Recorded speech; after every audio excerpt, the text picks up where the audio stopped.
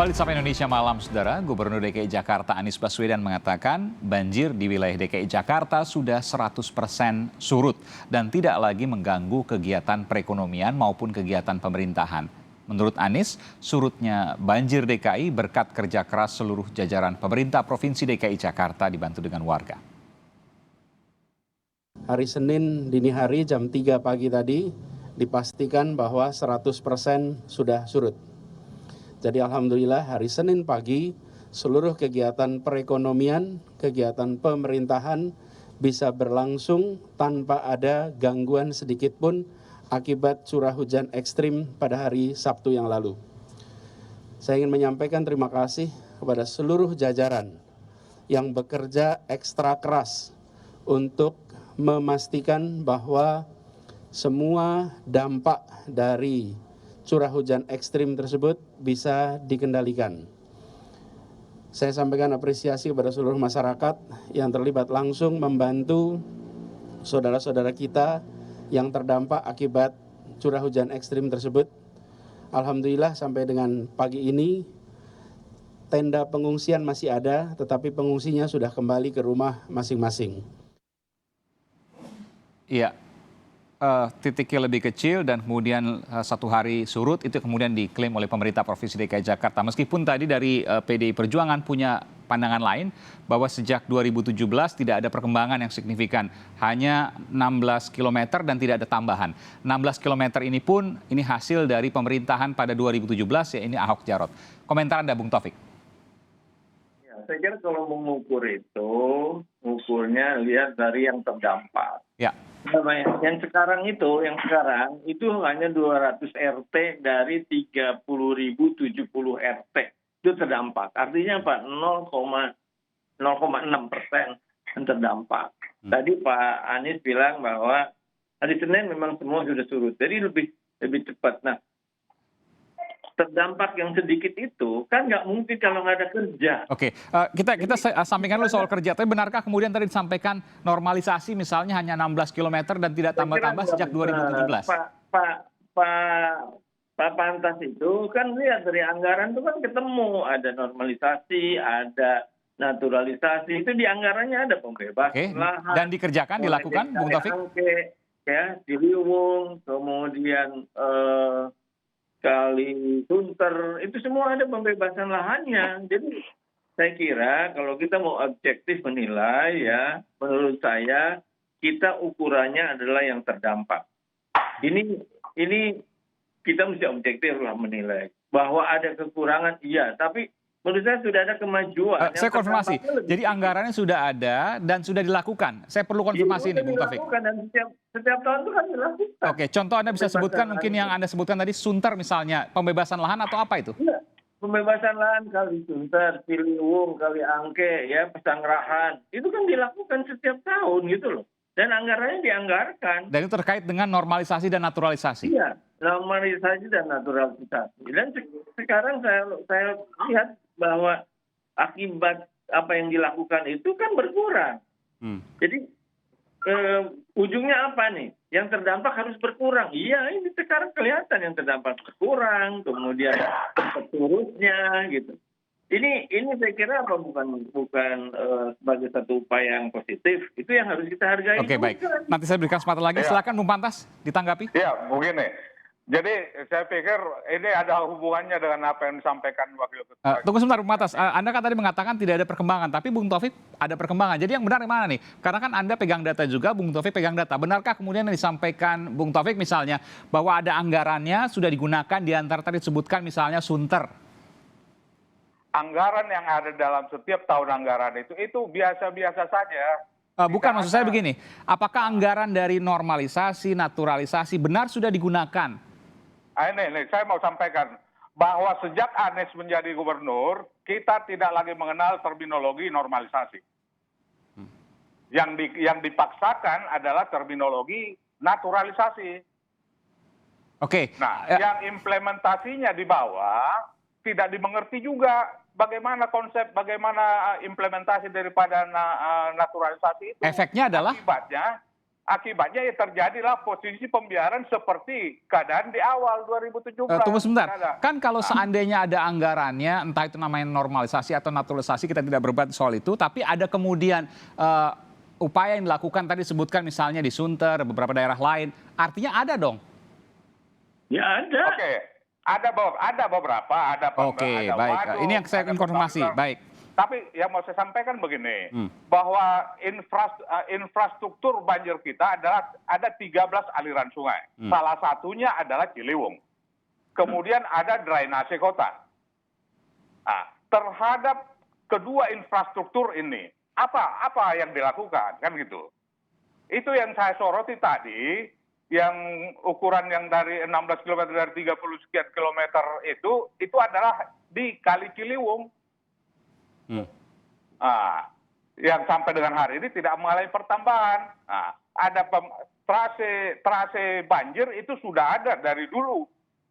Sudah ada, tapi tidak diimbangi dengan pemaksaan supaya terjadi percepatan. Oke, Gitu Pak. loh. Di Ciliwung Anda menilai tidak signifikan, tapi di Iya. tempat lain Bung Taufik mengatakan sudah ada dan Anda sudah mengakui ada. Saya ke Bung Taufik, di Ciliwung tidak signifikan, memang ada 13 sungai. Silakan Bung Taufik. Gini. Saya ingin mengatakan begini, saudara-saudara, bahwa ujungnya apa sih?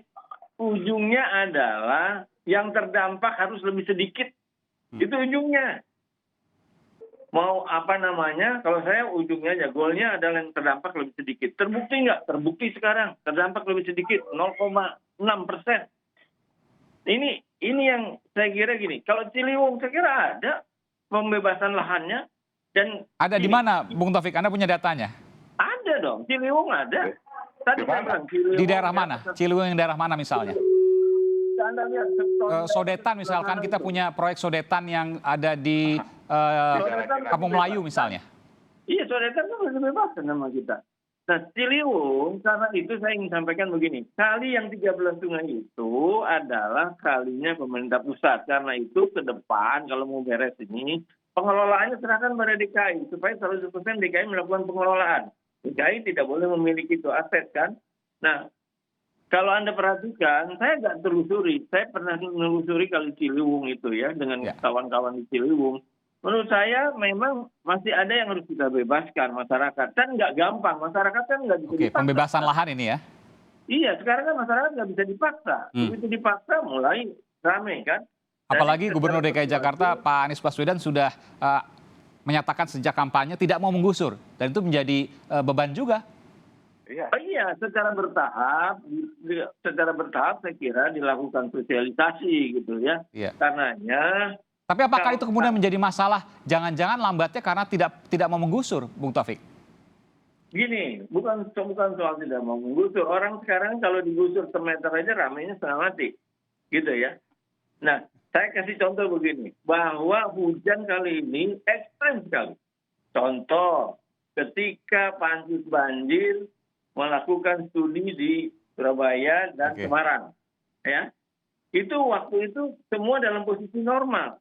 Nah, ketika hujannya ekstrem, Surabaya dan Semarang kan lebih dulu kebanjiran. Jadi, ini karena posisinya, ya, posisi saya kira cuaca yang sangat ekstrem. Nah, bayangkan kalau 266 padahal daya tampung kita punya sungai dan drainase itu 150, ya. 100. Oh, di bawah 1, baik.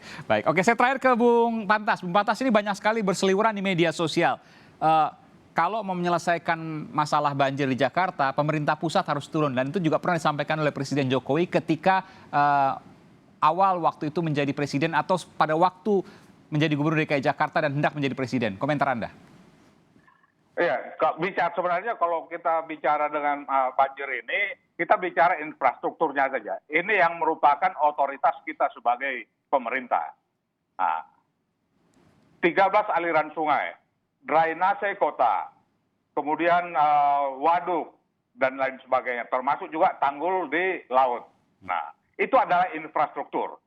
Nah, sekarang yang harus kita tuntut adalah apa yang sudah dilakukan oleh pemerintah terhadap infrastruktur ini supaya masyarakat terbebas dari banjir. Pemerintah mana nih? Pusat, daerah? Pemerintah DKI Jakarta. Oke. DKI Jakarta, kita bicara lingkup DKI. Oke. Ya, jadi jangan kita menyalahkan orang lain, bahkan ntar lagi Tuhan yang kita salahkan. Karena Jadi ini curah hujan. masalah banjir menurut Anda ya murni masalah Pemprov DKI Jakarta, nggak usah libatkan pemerintah yang lain. Kita lihat dari situ. Sebab otoritas kita adalah membangun, mempersiapkan seluruh sarana prasarana yang bisa menanggulangi, mengurangi Oke, baik. banjir. Baik. Nah, Ini karena otoritas sekarang itu yang Gerindra harus juga ada di pemerintahan. dipergunakan. Saya ingin bertanya juga hal yang sama untuk Pak Taufik. Pak Taufik, saya harus adil juga bertanya pada Anda. Betulkah hanya urusan pemerintah Provinsi DKI Jakarta? Tidak perlu pemerintah pusat? Enggak, makanya harus kalau mau menilai sesuatu seobjektif. Kali itu bukan punya kita. Oke. Air datangnya dari hulu. Hulu itu ada Bogor, ada Kabupaten Bogor, ada Kota Bogor, kemudian ada juga kali Depok gitu ya. Ini yang saya kira harus secara bersama-sama. Oke. Pemerintah daerah sekitarnya dan dipimpin oleh pemerintah pusat atau tidak perlu? Iya, harus dengan pemerintah pusat. Oke, Karena baik. 13 sungai bukan punya DKI. punya Ya pemerintah mudah-mudahan nanti pusat. di sidang kabinet mungkin Pak Prabowo bisa menyampaikan Saya juga. tambahkan, Pak Eman. Pak Eman. Silakan. Nah, jadi urusan pembebasan itu adalah urusan pemerintah DKI Jakarta. Ya. Nah, untuk menjadi normal, itu yang kita tuntut supaya dilakukan normalisasi. Ya. Dari 5 meter menjadi 20 meter misalnya. Nah, tetapi persoalannya gubernur tidak menginginkan normalisasi. Yang dia tekankan adalah naturalisasi. Akibatnya, lebar sungai yang kita harapkan supaya menjadi normal kembali, Ya. itu tidak pernah Baik, terjadi. ini gitu loh. kaitan dengan kajian. Jadi normalisasi, naturalisasi, tentu saya tidak mau berdebat soal itu. Meskipun Ya, tadi ya. Anda akui bahwa ada memang upaya yang dilakukan pemerintah Provinsi DKI Jakarta, meskipun pendekatannya bukan seperti yang diinginkan oleh apa yang Anda sampaikan tadi. Tapi ini menjadi Ya. menarik bahwa ada perbedaan di sini dan memang data tadi terbuka di sini, ada anggaran yang kemudian juga disampaikan oleh Bung Taufik.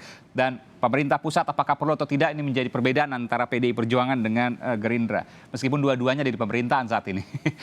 Pemerintahan pusat maksud saya. Terima kasih Bung Pattas Nainggolan dari PDI Perjuangan dan juga Bung Muhammad Taufik dari Partai Gerindra.